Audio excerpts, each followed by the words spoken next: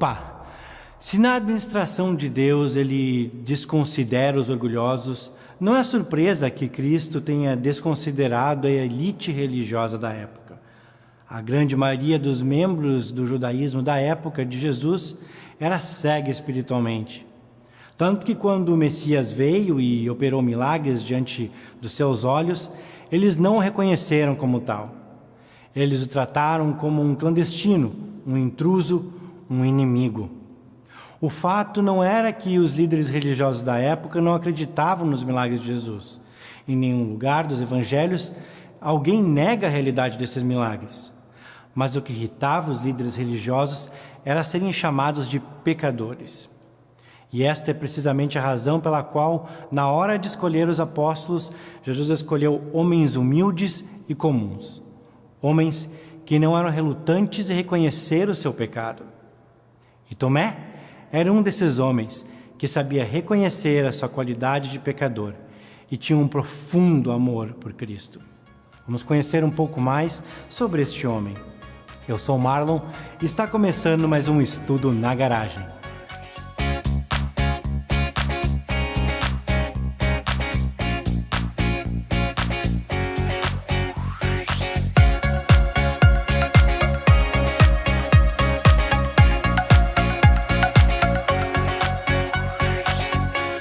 O último apóstolo do segundo grupo de 4 é Tomé.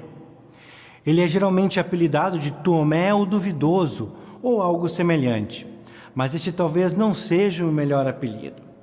Tomé era um homem melhor do que acha a sabedoria popular. Entretanto, é possível dizer que Tomé era de certa forma uma pessoa negativa. Ele era preocupado, ficava remoendo os problemas. Tinha tendência de ser ansioso e angustiado. Tomé antecipava o pior o tempo todo. Pessimismo parece ter sido seu constante pecado. Assim como Natanael, Tomé é mencionado apenas uma vez em cada um dos 3 evangelhos sinópticos. Em cada um deles, Tomé aparece apenas na lista dos 12 apóstolos. Nenhum detalhe sobre ele é dado em Mateus, Marcos ou Lucas. Aprendemos tudo o que se sabe sobre o seu caráter no Evangelho de João. Contudo, apesar do seu pessimismo, alguns elementos maravilhosos de redenção do seu caráter também aparecem nesses registros. A primeira menção de Tomé está em João 11,16. É apenas um verso, mas fala muito sobre o seu caráter.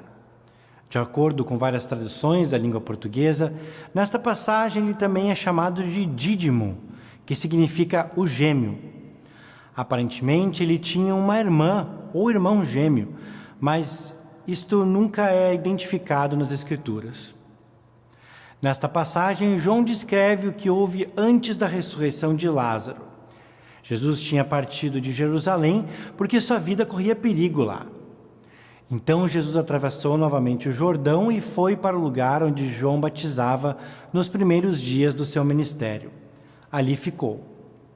Jesus ficou por ali pregando por algum tempo, sem a oposição dos líderes religiosos de Jerusalém. Mas alguma coisa aconteceu interrompendo esse tempo no deserto. João descreve que havia um homem chamado Lázaro. Ele era de Betânia, do povoado de Maria e de sua irmã Marta. E aconteceu que Lázaro ficou doente. Maria, sua irmã, era a mesma que derramara perfume sobre o Senhor e lhe enxugara os pés com os seus cabelos. Betânia era nos arredores de Jerusalém. E Jesus tinha formado um relacionamento muito próximo e amoroso com esta pequena família que vivia ali. Ele os amava com um afeto todo especial. Ele tinha ficado hospedado com eles e eles tinham provido suas necessidades. Em João 11:3, lemos que suas irmãs mandaram dizer a Jesus: Senhor, aquele a quem amas está doente. Elas sabiam que se Jesus viesse, ele poderia curar Lázaro. Porém, isso apresentava um dilema, pois ir para perto de Jerusalém representava um risco para Jesus. Os líderes judeus já estavam determinados a matá-lo. Jesus já havia se esquivado uma vez da ira dos líderes judeus. Se eles soubessem que Jesus estava em Betânia, podiam tentar prendê-lo novamente. Os discípulos devem ter dado um suspiro de alívio por um momento, quando ouviram Jesus dizer: essa doença não acabará em morte, é para a glória de Deus, para que o Filho de Deus seja glorificado por meio dela. Devem ter pensado que Jesus estava dizendo que Lázaro iria ficar bom logo, e assim eles não precisariam ir até Betânia. Mas o que Jesus de fato estava dizendo é que a morte de Lázaro não seria o resultado final da sua doença. O Filho de Deus seria glorificado ao ressuscitar Lázaro. Passado alguns dias, Jesus sabia que era o momento de ir até Lázaro. E ele disse: vamos voltar para a Judeia. Os discípulos acharam que isso era loucura e responderam a Jesus: Mestre, há pouco os judeus tentaram apedrejar-te e assim mesmo vais voltar para lá? Nos versículos seguintes, Jesus explicou o porquê precisava ir até Lázaro. E aqui conhecemos Tomé pela primeira vez nos registros dos evangelhos. Tomé não conseguia ver nada além de que um grande desastre ia acontecer. Ele estava convencido de que Jesus estava indo direto para um apedrejamento. Mas se era isso que Jesus estava determinado a fazer, Tomé estava melancolicamente determinado a ir junto e morrer com ele. No versículo 16 ele disse: vamos também para morrermos com ele. Temos que admirar a coragem de Tomé. Um otimista diria: vamos lá, vai ficar tudo bem, o Senhor sabe o que está fazendo. Mas o pessimista diz: ele vai morrer e nós também. Tomé ao menos tinha a coragem de ser leal e fiel, mesmo com seu pessimismo. É muito mais fácil para um otimista ser leal por estar sempre esperando o melhor. É difícil para o pessimista ser fiel porque está convencido de que o pior vai acontecer. Este é um pessimismo heróico, coragem de verdade. Tomé era dedicado e consagrado a Cristo. Talvez igual a João nesse sentido. Quando pensamos em alguém que amava Jesus e era muito próximo a ele, geralmente pensamos em João, pois ele estava sempre perto de Jesus. Mas fica claro, através desse registro bíblico, que Tomé não queria viver sem Cristo.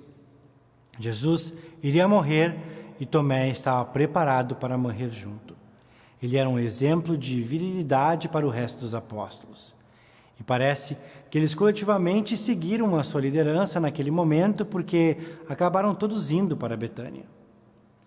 Tomé não tinha a ilusão do que significava carregar sua própria cruz e seguir a Cristo. Mas ele fez isso de forma corajosa e destemida.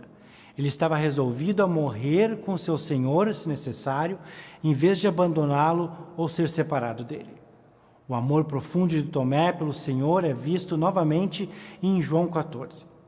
Jesus estava falando aos discípulos sobre a sua ascensão aos céus.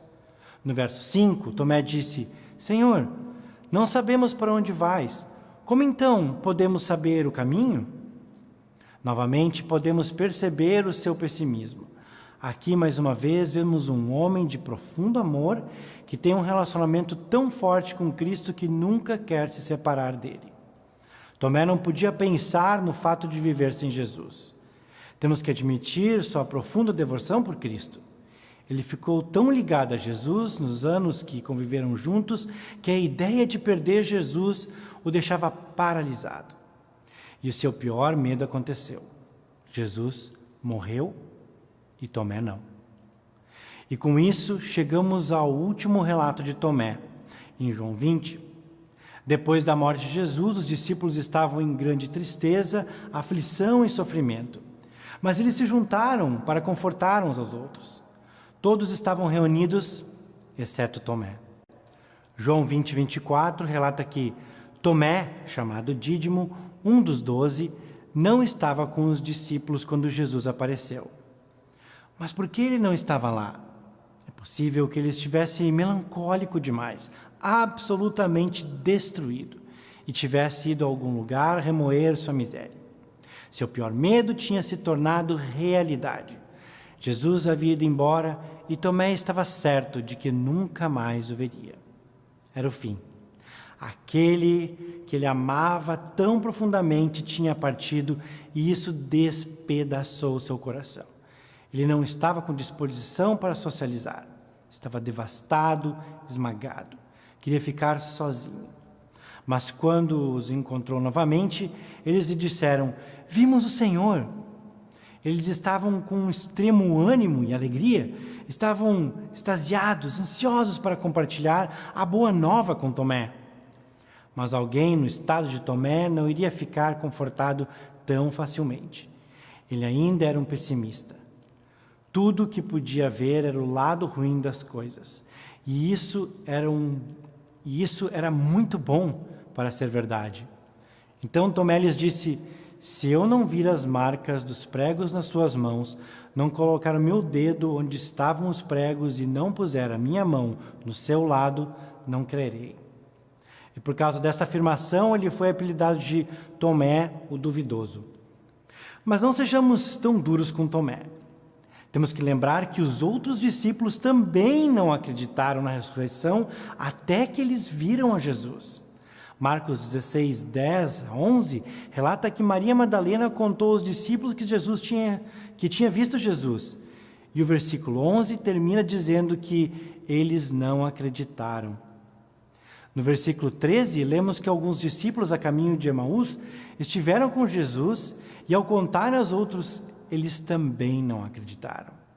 Somente quando Jesus apareceu onde estavam reunidos e mostrou-lhes as mãos e o lado, aí eles creram. O que diferenciava Tomé dos outros não era que duvidava mais, mas que a sua tristeza e aflição eram muito maiores. João 20, 26 diz que 8 dias haviam se passado desde que Jesus tinha aparecido aos discípulos. Aparentemente, a tristeza de Tomé tinha suavizado um pouco. E Jesus apareceu novamente aos discípulos e desta vez Tomé estava lá. Claro que não havia necessidade de contar a Jesus o que Tomé tinha dito. Ele olhou direto para Tomé e disse: coloque o seu dedo aqui, veja as minhas mãos, estenda a mão e coloque-a no meu lado. Pare de duvidar e creia. O Senhor foi surpreendentemente gentil com ele, foi paciente com o seu pessimismo. O pessimismo levou o Tomé a errar, mas foi o erro de um amor profundo, provocado pelo luto, por um coração partido, pela incerteza e pela dor da solidão. Ninguém conseguiria se sentir do jeito que Tomé se sentiu, a não ser que amasse a Jesus como Tomé amava. E aí, Tomé fez uma das maiores declarações vinda dos lábios de um apóstolo: Senhor meu e Deus meu. De repente, a melancolia de Tomé, seu negativismo, sua tendência de ser mal-humorado foram banidas para sempre pelo aparecimento de Jesus.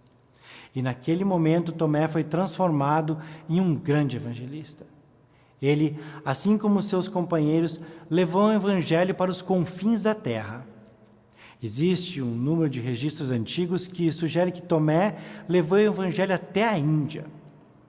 Há um pequeno monte perto do aeroporto de Chennai, no sudeste da Índia, onde dizem que Tomé teria sido enterrado. Existem igrejas no sul da Índia cujas origens indicam o início da era da igreja e registros afirmam que foram fundadas durante o ministério de Tomé. Os relatos mais sólidos dizem que ele foi martirizado pela sua fé, atravessado por uma lança. Uma forma conveniente de martírio para alguém que amadureceu sua fé ao ver a marca da lança no lado do seu mestre, e para quem ansiava se reunir com seu Senhor. É interessante observar que Deus usa um pessimista como Tomé, que um dia foi um coração mole e melancólico, e o transforma. Dá para começar a ter uma ideia do tipo de pessoa que Deus pode usar, certo? Ele pode usar qualquer um, mas o que todos tinham em comum era a vontade de admitir o próprio pecado e buscar a graça de Cristo. Ele os encontrou com graça, misericórdia e perdão e transformou suas vidas em vidas que queriam glorificá-lo. Ele fez isso como todos que verdadeiramente confiam nele. No próximo episódio, vamos conhecer mais sobre Tiago, conhecido como o menor ou o filho de Alfeu. Vale lembrar que a Bíblia é a única revelação divina e ela diz que só Jesus é o Salvador. Até o próximo episódio.